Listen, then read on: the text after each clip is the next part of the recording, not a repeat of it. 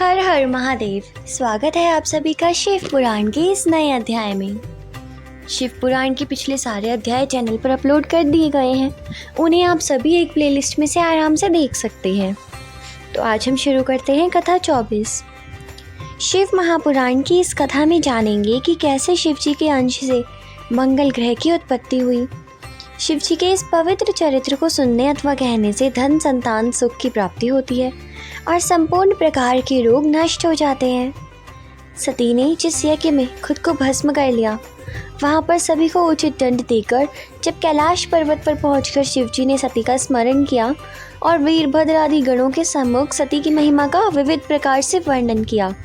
उन्होंने सांसारिक मनुष्यों को कामदेव की महिमा दिखाने के लिए सती के वियोग में शोक प्रकट करते हुए अनेक प्रकार के चरित्र दिखाए।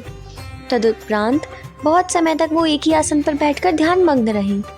बहुत दिनों बाद जब उन्होंने समाधि का त्याग किया, उस समय उनके सर से बहुत सारा पसीना पृथ्वी पर गिरा। इसके द्वारा एक बहुत ही तेजस्वी पुरुष की उत्पत्ति हुई। उस पुरुष के 4 हाथ थे, उसका रंग लाल था, उसके कंठ में माला पहने हुए बहुत ही शक्तिशाली था वो। उत्पन्न होते ही वो बालकों के समान रोने लगा। उसे देखकर पृथ्वी ने अपने मन में विचार किया। धरती माता ने ये सोचा कि इस बालक का पालन पोषण मुझे ही करना चाहिए, क्योंकि ये परम तेजस्वी प्रतीत होता है। शिव जी की अर्धांगिनी सती अपना शरीर त्याग कर चुकी हैं। अब मेरे अलावा ऐसा कोई नहीं है जो इस बालक का पालन पोषण करे। मेरे ऊपर ये उत्पन्न हुआ है, इसलिए मैं ही इसकी माता हूँ और माता के समान मुझे ही इसका पालन पोषण करना है। यदि मैं स्त्री रूप धरकर इसका पालन नहीं करूँगी तो शिव जी बहुत ही दंड देंगे मुझे। ऐसा सोचकर धरती माता ने अपना स्वरूप स्त्रियों के समान बनाया और पृथ्वी का वह स्वरूप अत्यंत सुंदर और पवित्र था। उसे देखकर ऐसा प्रतीत होता था मानो कामदेव की पत्नी रति ने दूसरा अवतार ग्रहण किया हो, अथवा भगवान विष्णु ने फिर से मोहिनी का रूप धारण कर लिया हो। ऐसा सुंदर स्वरूप शरीर बनाकर पृथ्वी माता उस बालक के समीप जा पहुंची और उसे अपने गोद में उठाकर अपने स्तनों से मुंह लगाकर दूध पिलाने लगी। वह बार बार उसे देखकर हंसती और उसका मुख चूमती। शिव जी ने जब पृथ्वी को इस रूप में देखा तो उनकी अभिलाषा जानकर वो मुस्कुराने लगी और उनसे कहने लगे, हे पृथ्वी, तुम्हारा बहुत बड़ा भाग्य है जो हमारा पुत्र तुम्हें दिखाई दे रहा है। तुम प्रसन्नतापूर्वक इसका पालन करो। यद्यपि ये बालक हमारे पसीने से उत्पन्न हुआ है, फिर भी यह तुम्हारे ही नाम से प्रसिद्ध होगा, अतः सब लोग इसे भौम कहकर पुकारेंगे। यह बालक तुम्हें बहुत सुख प्रदान करेगा।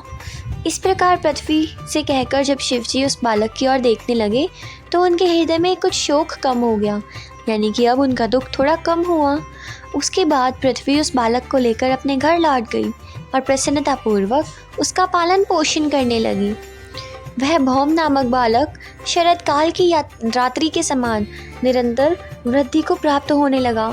जब वो बड़ा हुआ तो शिव जी का पूजन करने के बाद मधुवन में जा पहुंचा और अत्यंत भक्तिपूर्वक शिव जी की पूजा करने लगा। उसने ग्रीष्म ऋतु में अग्नि सुलगाकर, शीत ऋतु में जल में बैठकर शिव जी की पूजा की। 3 करोड़ शिवलिंगों की स्थापना करके उसने श्रेष्ठ व्रत और नियमों के द्वारा उनका पूजन किया। इस प्रकार कठिन तपस्या करने के बाद जब वह एक स्थान पर निश्चिंत होकर बैठा, उस समय शिव जी ने अत्यंत प्रसन्न होकर उसे दर्शन प्रदान किए।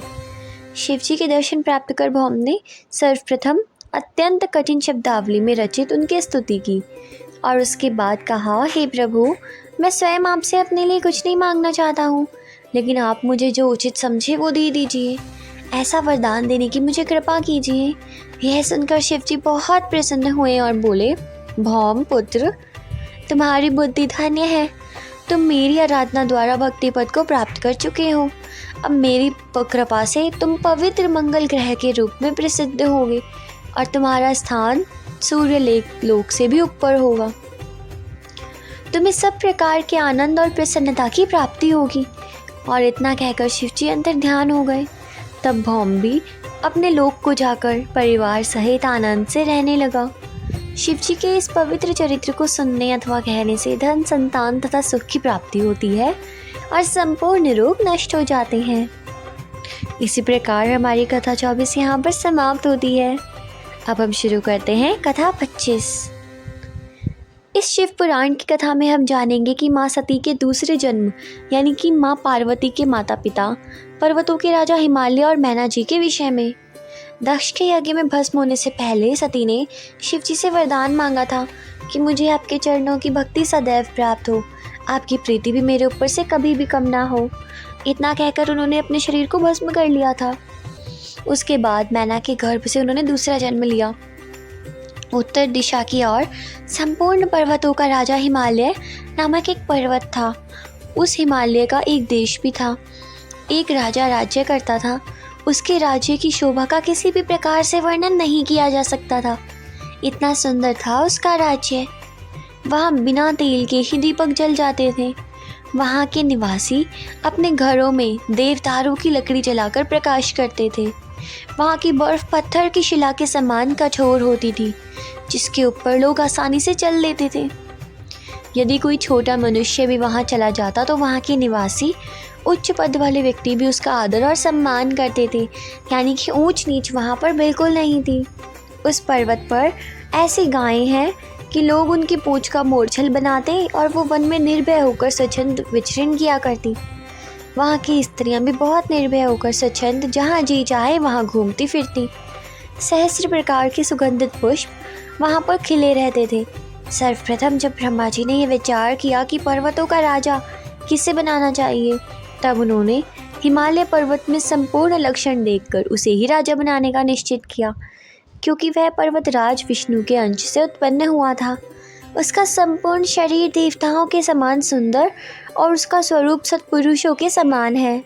वह विशाल शरीरधारी, पुष्ट, परम तेजस्वी, निष्पाप है और बहुत बुद्धिमान है। वह अपने समान आप ही है।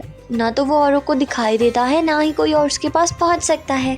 पर्वतों का स्वामी होने के बाद वो नीतिपूर्वक राज्य करता हुआ प्रजा का पालन करने लगा।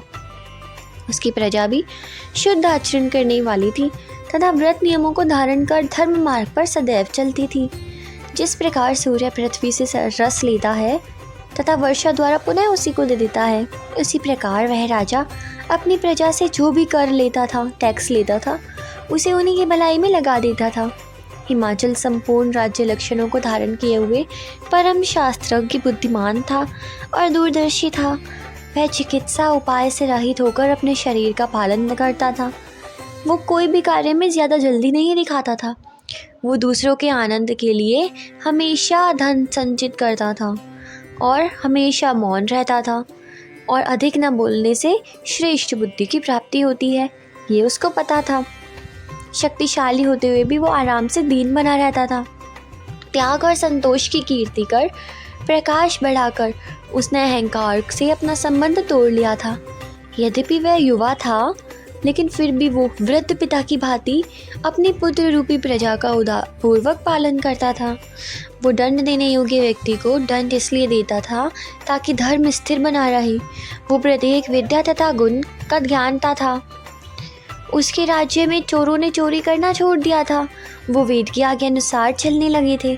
उसके मित्र उसके प्रति हृदय में सच्चा स्नेह रखते थे। उसके राज्य में किसी को कोई कष्ट नहीं था। वो श्रेष्ठ राजा के विवाह के लिए सब देवताओं ने बहुत प्रयास किए, क्योंकि सभी उसका विवाह करवाना चाहते थे। उन्होंने अपने मनोरथ की पूर्ति हेतु पितरों से कहा कि आप अपनी बड़ी पुत्री, जिसका नाम मैना है, उसका विवाह हिमाचल से कर दो। ऐसा कहने से देवताओं ने अनेक कार्य सिद्ध होंगे और सभी का दुख दूर होगा। अपनी पुत्रियों के श्राप का स्मरण कर पितरों ने देवताओं की ये बात स्वीकार कर ली और एक शुभ लग्न में मैना का विवाह हिमाचल के साथ कर दिया। विवाह में आनंद मंगल की जो जो रीतियाँ होती है वो सब संपन्न हुई। उस विवाह को देखकर ब्रह्मा जी, विष्णु जी को तथा देवताओं को भी ये समझकर विशेष प्रसन्नता हो रही थी कि इस घर में जो भी पुत्री उत्पन्न होगी वो भगवान सदाशिव को ब्याही जाएगी। इसलिए विवाह हो जाने के बाद मैना और हिमालय अपने घर को लौट गए। ब्रह्मा जी के पुत्र दक्ष प्रजापति ने सर्वप्रथम बहुत से पुत्र उत्पन्न किए, लेकिन उनसे दक्ष को कोई लाभ नहीं हुआ, आनंद भी नहीं मिला, क्योंकि वो मुक्ति पाकर परम पद को जा पहुँचे थे। ऐसा देखकर दक्ष प्रजापति ने 7 कन्याएं उत्पन्न की और उनका विवाह चंद्रमा आदि के साथ कर दिया। यह वृतांत हमने पहले ही आपको सुना दिया था। दक्ष की उन पुत्रियों में से एक लड़की का नाम सव्या था। उसका विवाह पितरों के साथ हुआ था। सव्या के गर्भ से 3 कन्याओं ने जन्म लिया। सबसे बड़ी कन्या का नाम था धन्या, मैना, मंजली का नाम था धन्या और छोटी लड़की का नाम था कलावती। प्रातःकाल के समय जो मनुष्य इनका नाम लेता है उनके संपूर्ण मनोरथ पूरे होते हैं। इनके शुद्ध चरित्र को सुनने से आनंद की प्राप्ति होती है, क्योंकि तीनों लोकों में सम्मान प्राप्त करने वाली ये इसे योग्य है। एक दिन की बात है, जब ये तीनों कन्याएं श्वेत द्वीप में जाकर क्षीर सागर के निकट भगवान विष्णु के समीप जा पहुंची। यहाँ विष्णु जी ने दर्शन करने के उपरांत उनकी स्तुति करके उनकी आज्ञा से वो एक स्थान पर बैठ गई। थोड़ी देर बाद सनकादिक भी वहाँ पर आ गए। दूर से उन्होंने भगवान विष्णु को प्रणाम किया। सनकादिक को आते देखकर वहाँ पर उपस्थित सभी लोग उठकर खड़े हो गए, सम्मान पूर्वक उन्हें प्रणाम करने लगे। लेकिन वो तीनों कन्याएं अपने स्थान पर वैसी की वैसी बैठी रहीं। उन्होंने उसे प्रणाम भी नहीं किया और उनका सम्मान भी नहीं किया। दूसरों के दोष भले ही दे दिए जाए, लेकिन सत्य बात तो ये है कि शिव जी की जो इच्छा होती है ना, वही होता है। भगवान सदाशिव की आगे को ही भाग्य और कर्म समझना चाहिए। इसलिए उन तीनों कन्याओं की ढिठाई को देखकर सनकादिक कुमार को बहुत ही ज़्यादा गुस्सा आया और बहुत ही ज़्यादा क्रोध आया। यद्यपि वो लोग बुद्धिमान, अहंकार रहित और परमहंस है, लेकिन उस समय शिव जी की माया में पड़कर वो अपने ज्ञान को भुला बैठे। भला तीनों लोकों में ऐसा कौन है जो शिव जी की माया और इच्छा पर विजय प्राप्त कर सकता है। इसलिए सनत कुमार ने उनको संबोधित करते हुए कहा, अरे तुम तीनों बहनें परम मूर्ख हो। तुम वेद के आशय को नहीं समझ पाई हो और तुमने ये बात भी नहीं जानी कि ब्राह्मण समस्त प्राणियों में पूजा करने योग्य होता है। तुमने अहंकार के वशीभूत होकर मनुष्य के समान अपने मार्ग को त्याग दिया है और हमारा तुमने निरादर किया है। अतः हम तुम्हें ये श्राप देते हैं कि तुम देवभूमि स्वर्ग को त्याग कर मनुष्यों के देश में जाकर रहोगी। इस श्राप को सुनकर वो तीनों आश्चर्यचकित रह गई और उस कुमार से प्रार्थना करती हुई बोली, हे मुनि, हमसे बहुत बड़ा अपराध हो गया है। हमने आपका सम्मान नहीं किया, ये तो बहुत बड़ी गलती हो गई। वास्तव में यह अपराध हमसे मनुष्यों के समान ही हुआ है। उसका फल भी हम प्राप्त कर चुकी हैं, परंतु हमसे आपकी यही प्रार्थना है कि आप हमें वरदान दीजिए कि जिस समय हमारा प्राप्त पूरा पाप नष्ट हो जाए, हम फिर इसी स्वरूप को प्राप्त कर ले। उनकी इन बातों को सुनकर संत कुमार खुश हो गए और बोले, हे कन्याओं, तुम्हारी प्रार्थना सुनकर मेरा क्रोध शांत हो गया है। इसलिए हम प्रसन्न होकर तुम्हें ये वरदान देते हैं कि तुम में से जो बड़ी कन्या है वो विष्णु के अंश से उत्पन्न पर्वतराज हिमाचल की पत्नी होंगी। उनके गर्भ से जो लड़की उत्पन्न होंगी वह शिवरानी होकर सभी का पाप नष्ट कर देगी। मंझली कन्या का विवाह त्रेता युग में राजा जनक के साथ होगा। उनके गर्भ से सीता जी का जन्म होगा, जो भगवान रामचंद्र के साथ ब्याही जाएंगी। तीसरी बहन का विवाह द्वापर युग में वैश्य वर्ण वृषभानु के साथ होगा। उनकी पुत्री राधा भगवान श्री कृष्ण की प्रेयसी होगी। इस प्रकार तुम तीनों ही पुनः अपनी गति को प्राप्त होकर स्वर्ग में आ जाओगी। इतना कहकर वो सनकादिक वहाँ से चले गए। तब वो तीनों कन्याएं अपने पिता के घर वापस आ गई। और इस तरह यहाँ पर हमारी कथा 25 समाप्त होती है। हर हर महादेव। अगर आपको ये वीडियो अच्छी लगी और साथ ही आपको कथा समझ आ गई तो जल्दी से वीडियो को लाइक कर दीजिए और कमेंट में हर हर महादेव लिख दीजिए। इसी प्रकार की और कथाओं को नियमित रूप से सुनने के लिए चैनल को सब्सक्राइब कर लीजिए, बेल नोटिफिकेशन को ऑन कर लीजिए, ताकि सावन के इस पावन महीने में आपको इस प्रकार की कथाएं सुनने का रोज़ नियमित मौका मिल सके और सबसे पहले वीडियो आए आपके फ़ोन में। साथ ही आप इन्हें अपने घर वालों को भी सुना सकते हैं। तो मिलते हैं अगले अध्याय में, तब तक के लिए हर हर महादेव।